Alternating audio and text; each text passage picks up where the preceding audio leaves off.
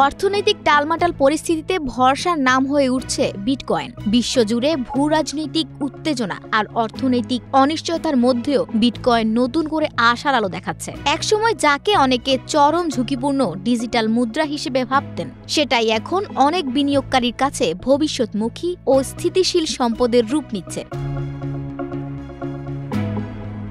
2023 সালের সেপ্টেম্বর মাসে বিটকয়েনের দাম ছিল প্রায় $25,000, যা 18 মাসের ব্যবধানে বেড়ে এখন $42,000 কাছাকাছি। অথচ 2014 সালে মাউন্ট গক্স এক্সচেঞ্জ দেউলিয়া হয়ে যাওয়ার পর বিটকয়েনের মূল্য নেমে এসেছিল মাত্র $111। বিটকয়েন শুধু দাম বাড়ার অপেক্ষা নয়, গড়ে উঠছে নতুন এক অর্থনৈতিক কাঠামোতে।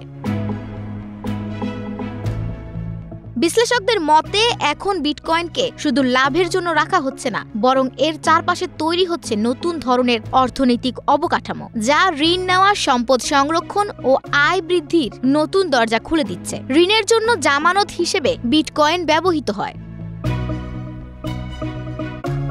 যুক্তরাষ্ট্রভিত্তিক প্ল্যাটফর্ম স্ট্রাইক ও মিলো এখন এমন সেবা দিচ্ছে যেখানে বিটকয়েন বন্ধক রেখে সাধারণ মুদ্রায় ঋণ নেওয়া যাচ্ছে। বিখ্যাত ক্রিপ্টো বিশ্লেষক জন ভাস্কুয়েজ জানিয়েছেন, তিনি 14% সুদে একটি ব্যবসায়িক ঋণ নিয়েছেন, যা 10 মাসেই পরিশোধ করার পরিকল্পনা রয়েছে।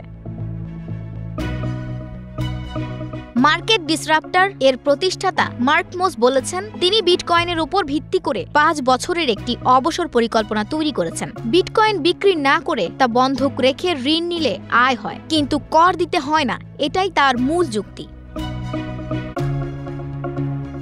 কয়েকটি নামকরা ক্রিপ্টো প্ল্যাটফর্মে বিটকয়েন রেখে সুদ পাওয়া যাচ্ছে, অনেকটা ব্যাংকে টাকা রাখার মতোই। তবে এক্ষেত্রে নিরাপত্তা ও প্ল্যাটফর্মের বিশ্বাসযোগ্যতা যাচাই করা খুব জরুরি বলে বিশেষজ্ঞরা সতর্ক করেছেন। বিটকয়েনকে সাধারণ মানুষের জন্য আরও সহজলভ্য করতে কয়েনবেস ও আমেরিকান এক্সপ্রেস একসঙ্গে চালু করছে বিটকয়েন রিওয়ার্ডস ক্রেডিট কার্ড। এই কার্ড ব্যবহার করে কেনাকাটা করলে প্রতি লেনদেনে 4% বিটকয়েন রিওয়ার্ড পাওয়া যাবে। মাইক্রো স্ট্র্যাটেজির সহ প্রতিষ্ঠাতা মাইকেল সেলর সম্প্রতি বলেছেন, বিটকয়েন যদি শূন্য না হয় তাহলে সেটা পৌঁছাবে $1 মিলিয়ন।